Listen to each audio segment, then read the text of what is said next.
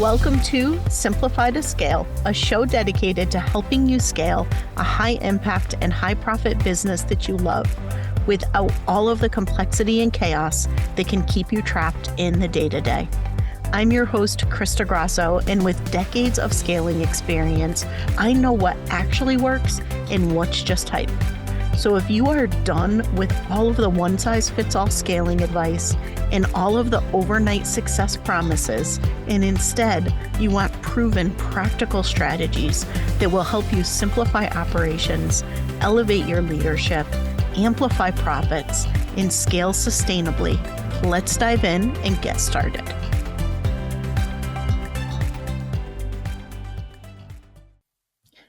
Hello, and welcome to another episode of the Simplify to Scale show. Today, you are in for a real big treat. I'm super excited. Emily Paulsen is with me, and we met recently. We got introduced by someone, and instantly I fell in love with her work and said, you must be on the podcast. So today's conversation is going to be a great one. We're going to be diving into building a cohesive brand ecosystem. This is something I don't hear enough people talk about. It's one of her specialties, and especially how you can do that in a way that grows with your brand. We all grow, we all evolve. I know so many businesses are going through transformation right now. So how do you have a brand that grows with you and that isn't as impacted by some of the stuff going on in the market? So Emily is a brand growth expert and founder of Electric Collab, which is a psychology-based brand studio. She has over 16 years of experience helping leaders own their individuality and scale their business with a brand that reflects the premium, unique value that they deliver and where they are going next. So Emily, welcome. I'm so excited you're here. Oh, thank you for having me, Krista. I'm thrilled to be here. All right, so let's just kick things off with the most basic of questions. But branding is like the word scale. People throw it out all the time. And sometimes there's so many different meanings that I think people get a little confused with what it means. Being that this is your area of expertise, how do you define brand? And why is branding something that you think is so critical for a business? There are a lot of confusing definitions out there. And I really think of a brand as the first impression and the lasting reputation of your business. So let's break that down. On the front side, the first impression, people are often interacting with your brand before they interact with you. They're finding your website because of SEO. They're landing on your social media because a friend recommended it. They're even hearing you on a podcast describe your business and how you serve. And that's what we want, right? We're not just selling to our friends and family. We want people to discover us. So that brand, the language, the design that they're interacting with, that serves as the first impression of your business. And they're making an assessment based on that impression, whether or not they want to learn more. Do they want to reach out? Do they want to engage or not? And then on the other side, once somebody has worked with you or connected with you, our brand is really connected to that lasting reputation. We associate whatever experience we've had with a business, positive or negative, with the brand overall. And I like to use the example, if you were on a road trip and you stopped at McDonald's and it gave you food poisoning, on the next road trip, you're not going to want to go to McDonald's, even if that location is like 300 miles away from the one that gave you food poisoning. We associate our experiences with the brand overall. And when we think about it that way, first impression and your whole reputation, a brand becomes really important. This is the way people understand us. And I think that definition can kind of help us put a frame around why this does matter so much for our business. People are, we have a reputation in people's minds. We have a first impression, whether we like it or not. So intentional branding is our ability to control that narrative and make sure people understand us the way we want them to. So good. I am all about intentionality, right? What is the quote? Like, they're going to talk about you anyway. You might as well, right? Someone have some influence on what they're saying. And we should be so lucky to have them talking about us, right? That's marketing, that we work so hard with content creation and visibility and all this stuff to try to get our business out there. Let's make sure we're happy with the way people are perceiving it. Absolutely. And now I'm super curious of this because I know right now we're in this interesting period in a brand's evolution where a lot of people are realizing the things that they were doing before are not working the way they used to. They're not landing the way they used to. And I'm finding a lot of people are using this as a catalyst to make a lot of changes. Maybe they've long since outgrown their brand or there's something they've been wanting to do, but because it was working, they hung on to it. And now that it's not, they have this opportunity to look at things with fresh eyes, evolve where they're going. And so how do you support them in that? When someone's like, my current brand does not really reflect where I want to go next or who I feel like I am in this chapter. Or Mm-hmm. they even get started with their brand to evolve it with them. Martha Stewart has that famous quote that when you're through changing, you're through. And I think about that all the time because that's entrepreneurship, right? The market doesn't stay the same. Our audience doesn't stay the same. We don't stay the same. Our team doesn't stay the same.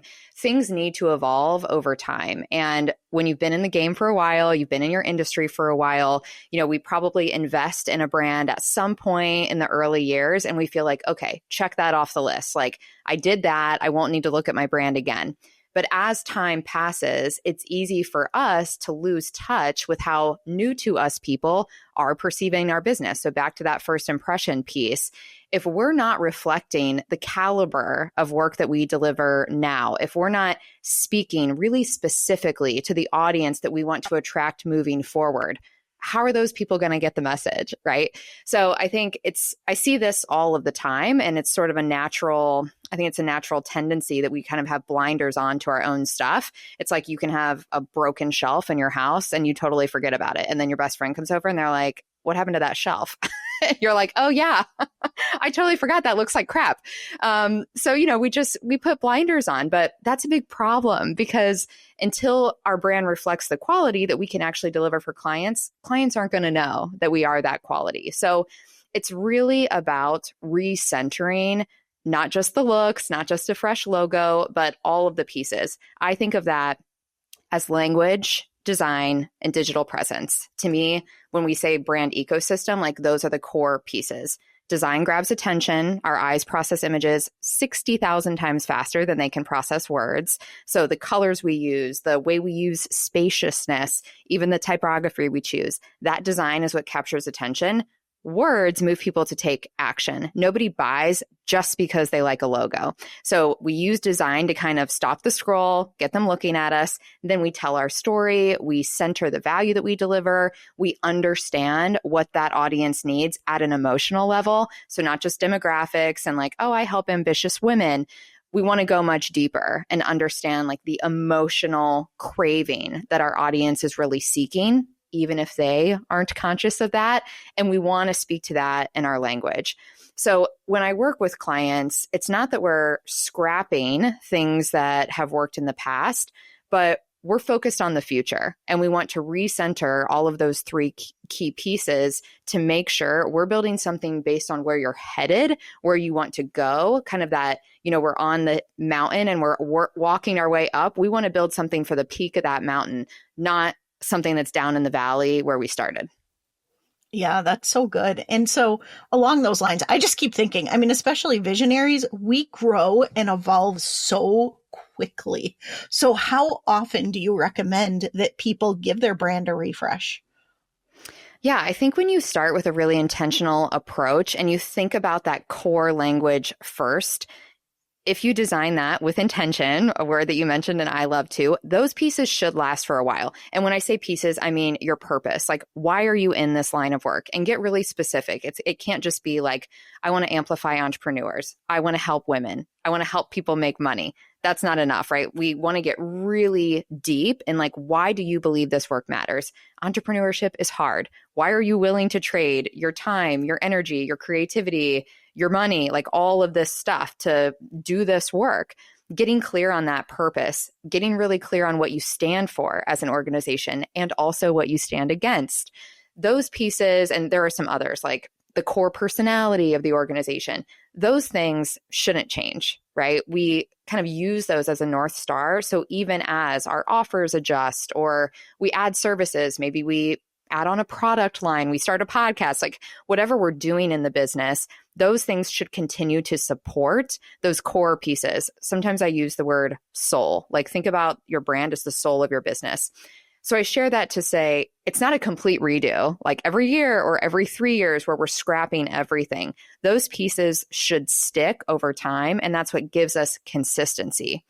But anytime you have a new audience, you're elevating your audience, you want to charge higher prices, you want different media opportunities, you're adding on a different modality, like you've always done services, now you're selling digital products, you were high ticket, now you're high volume. Like if there's a shift in how people need to understand what you have to offer, you want to make sure that shift is translated into the brand that you're putting out there.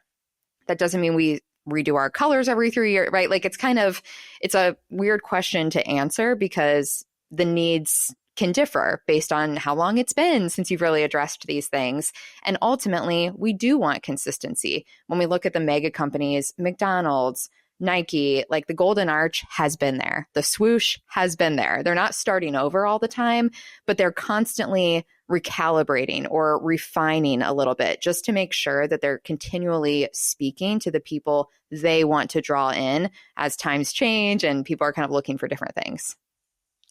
It's making me think of this story. I was interviewing someone for a role for marketing, and I go through the questions and I always say, take a look at the brand, give me some recommendations. What do you think? And I can always tell just how much someone deeply understands marketing and branding based on their feedback. Some people would be like, I think it would be great if you used this color instead of this color. Whereas other people would go into the depth of things and say, I can really get this and this and this from your brand, but what I'm not clear on yet is this. And that to me is so refreshing when someone comes back. If the first thing you tell me to do is, I think you should use red, or I think you should use blue, I'm like, okay, I don't think this is the right role for you. But that being said, I do think a lot of times when people hear brand refresh, they think I just need to refresh my logo, or I just need to do something that's very aesthetic based. And so I love what you just walked us through. I think that makes so much sense.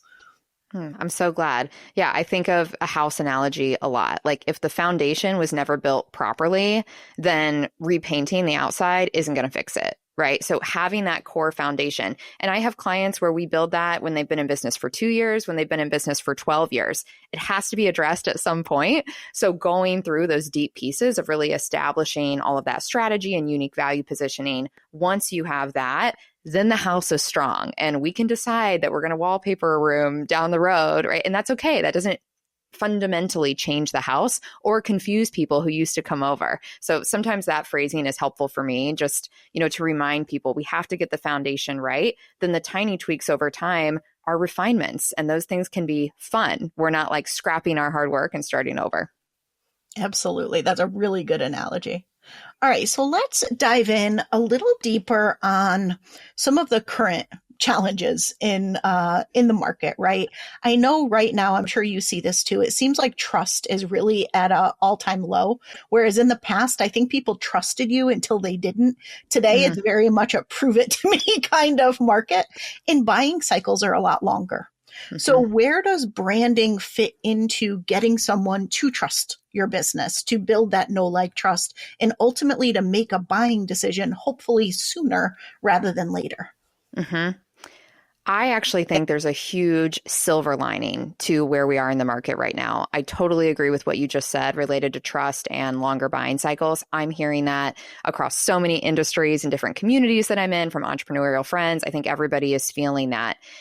My hypothesis on how we got here, and of course it's multifaceted, there's been a lot of saturation in small business, in the small business space, in the online business space, and in entrepreneurship in general since the pandemic. That's a beautiful thing. Like more people are figuring out how to make money for themselves, how to step out of a corporate environment that doesn't serve them, whatever. And that's great.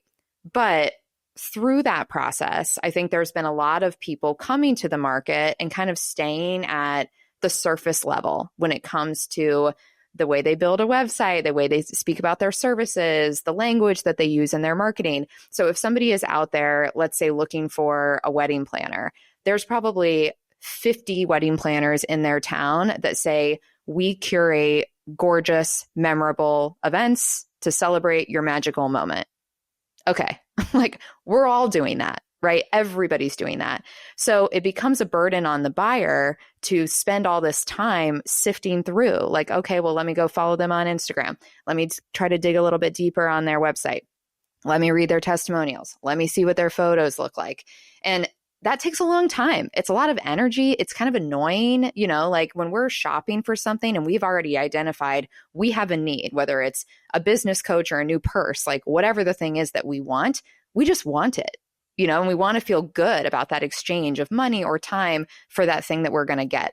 So where the silver lining comes in, if you're a business that can get really specific and say something much more potent that really stands out in a sea of sameness, then people are going to spark with you a lot faster, right? Because they're sick of seeing all this stuff that is the same. And I think most of us feel that way in any industry. There's a million brand businesses out there. There's a million of everything, it can seem. That's just more opportunity for us to get really specific. And, I have mixed feelings about niche. I think you do need to be niche around a problem that you solve. And then you need to just say that in really straightforward language, back to that emotional connection piece. I say that Electric Collab is psychology based because we're thinking about consumer behavior and everything.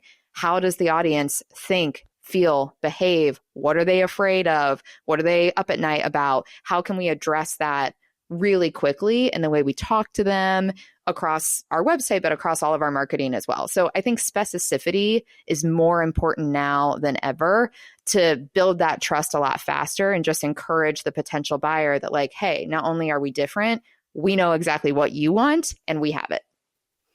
It's true. And I think that it is such a silver lining, as you said, but I'm just thinking for the businesses that have been around for a minute, many of us are not new to business.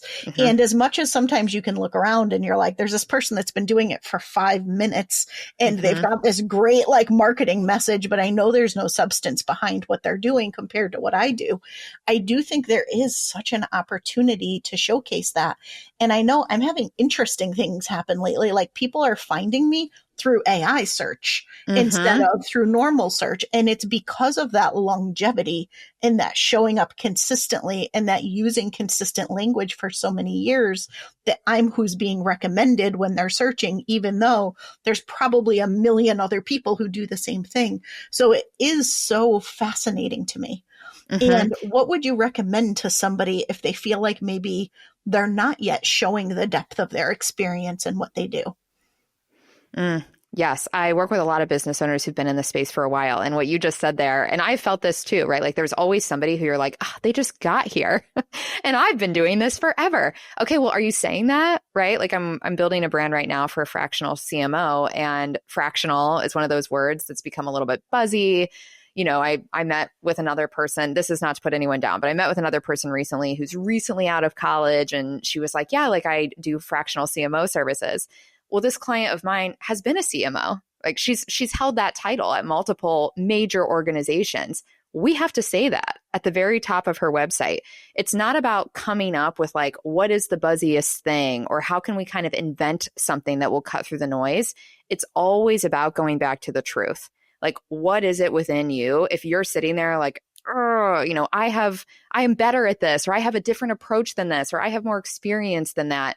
Okay, then let's articulate that in words and put them out there. Put it above the fold on your website. Put that in your Instagram bio. It's not bragging. And we still have to, we want to share the stuff that is in service of the client. In that CMO example, it's important for her to say, personal support from a CMO with real CMO experience. That's also important to the audience. If you're investing thousands of dollars, don't you feel better knowing like, wow, this person has been a CMO at Fortune 500 companies. I bet she can help me. Surely she can help me if she can help these big guys. So, it's always still in service of the people that you want to serve. But I think we have to put that stuff out there. And I'm glad you brought up AI search too. This is something we're paying a ton of attention to. I work with an SEO expert on all my website projects, and she's like cutting edge on this stuff. And we see it happening so quickly in 2025 where people are going to ChatGPT and using it as a search engine, and Google's share is down for the first time in forever. Like Google has been the queen and now things are changing. So as you said, it's just more reason to get really clear and crisp on that core message that shows your audience you have what they want, but it's also true to what is actually special about your business. It's not inventing something. It's just kind of matching those two pieces of what they need from you and what you're already doing and putting that out there consistently everywhere. Absolutely. And so we talked a bit about the brand ecosystem, and I love how you mentioned the pieces that need to integrate together. Mm-hmm. What is kind of like the one core, most essential thing? If someone's like, I need to do something immediately following this call, what would you recommend? This sounds so simple, but I do think it's the most important. I call it a brand headline. So think of that as the hook, kind of what we were just talking about with that CMO, having that line that you can say to somebody and they understand in 5 to 7 seconds what your business is, who it's for, and why it's valuable. It's just one line, so we can't explain on everything, but it's meant to be that hook, that like hello in a bar, where you look across the room and it's like, oh, do we want to talk to each other? Yes, I think we do. Like it's that introduction of your business. Then from there, the language that supports that and the way you center that unique value you deliver, all of that is critical, of course, to actually get the sale. But first, we're competing for attention. So I think having that headline that answers those 3 key questions, and again, like be specific, think critically. Don't just say like, I'm a brand business that helps service-based businesses make money. Every brand business could say that. Like, how do we get even more nuanced in a way that reflects the work you actually do, so that when people are scrolling on Instagram or they're in ChatGPT, looking for like, who can I hire to support me with this? We want those key pieces to come forward. So spend some time, kind of soul search and try to disconnect from whatever you have been using in that. And maybe you'll come up with something that feels even stronger for where you want to go. Fantastic. All right. So tell us a little bit about what you do. How do you support businesses? Give us kind of the behind the scenes on how you support your clients.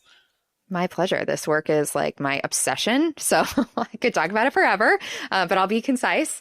My core service, for lack of a better way to say it, I call it the electric brand system. We've been using the word ecosystem a lot, and that's all on purpose. So I support founders who provide impeccable services. They've outgrown their brands, and we need to completely recenter the language, design, and their digital presence for the future.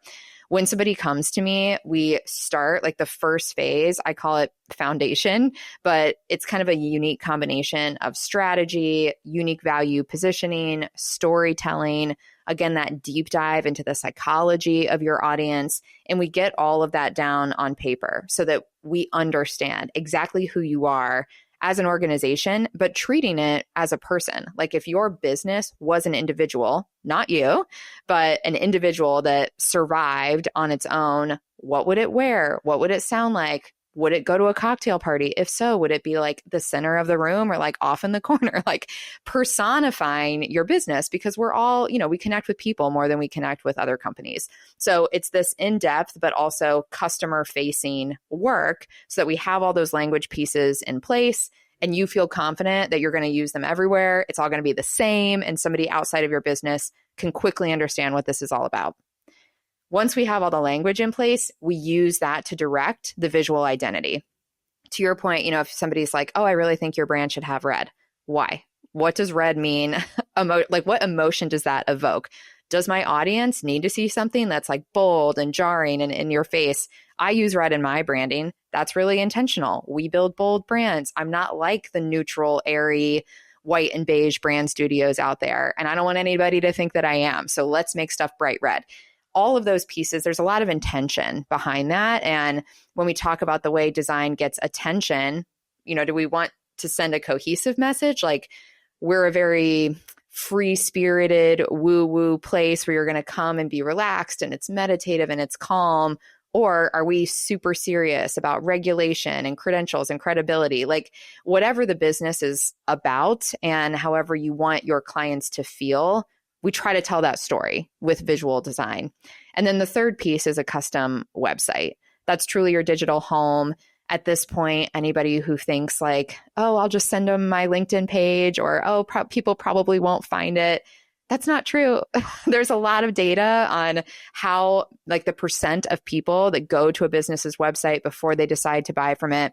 The more high ticket you are, the more likely people are to go find your website. Because again, that trust factor, we want to be really, really sure that if we're spending a good amount of money, this is going into the right hands and we're really going to get what we expect in exchange. So having a website that feels as polished and as credible and as special as you are as an organization, that's really critical too. So those three pieces are kind of, to me, a brand can't exist without them. You have to be able to talk, you have to have a look that feels right, and you need a digital experience that people can interact with and ultimately get what they need to step forward as a buyer. Absolutely. I love that. And I think this is so needed. And I love the fact that you're thinking through it so strategically. And honestly, you said you had me at ecosystem because that is what I talk about all the time. And I think so often people look at things in a vacuum. I need a logo, or I need this, or I need that. And without having that ecosystem view, I feel like they're just making it so much harder to get where they want to go in a way that's really clear and really compelling. So I love your approach. Tell people where they can find you. Thank you. You can always find me at electriccollab.com. I have a new little Instagram for the business that is the Electric Collab, and I'm on Instagram at Hey Emily Paulsen. I love meeting people. I could talk about branding forever. I love answering questions about people's brands if they have them. So I'd be happy to connect with anyone who wants to. Fantastic. All right. So I ask everyone this question, and I cannot wait to hear what you have to say. But in your business, how do you scale smarter, not harder, and keep things lean? Such an epic question, and something I am really working on in 2025. I think the biggest lesson I've learned to scale smarter is not seeing, like, if you have team members, if you have support in the business, and inevitably at some point, I think most of us need that. I need that. And I've had team for a while. It's the mindset shift for me that I'm not seeing that as letting go of a piece of the work to put it in someone else's hands. I'm always seeing that as elevating the work. Diversity of thought, different opinions, especially in a creative space like the one I'm in, more ideas when they come from really credible expert people, they always make the work better. So for me, it's the mindset that if I'm bringing on one more person or I'm passing one more thing off, that is for the good of the work, not just something that I'm giving up or letting go of as the founder. Ah, such good thinking and positioning. I love that. And it must make it a lot easier to be able to actually give that ownership to someone else instead of feeling like you have to keep re-engaging in it. Yeah, I mean, you'll kill yourself if you're trying to do it all yourself. And probably a lot of us listening have been close at different points when you're just like stretched, you're stretched. So it's supportive to me to just lean on other people and see that as a huge asset for Electric Collab. Fantastic. All right. So any final tips before we wrap up here for the listeners for really creating that brand ecosystem that can grow with them and that can really be sustainable despite what's going on in the outside world? One final tip would be to try to enjoy this. I think when we get into the nitty gritty of an ecosystem and which exact word should I use in my headline and which exact shade of blue should I have in my color palette and what website platform is right for me, it can feel overwhelming. And it's like, I need to have all these parts perfect. Branding should be fun. This is where you get to share all of the hard work you've put into building the business. You already have all the tough stuff done. You have the expertise. You probably have the team. You have the framework. You have the approach. You have your service structure. You have your offers. You have your results. Like, that's building a business. Branding is the way you get to communicate that with people and really put an invitation out there for the right people to step forward and experience all of this magic that you've already built into your business. So as much as it is strategic and there are quote unquote right ways to do it, I also think of all the things we have to do, like we have to do taxes. Let this be a fun thing. This can be something we enjoy, and hopefully it makes you feel really seen and well represented out in the market. Emily, thank you so much again for being here. Everyone, I will see you again next week.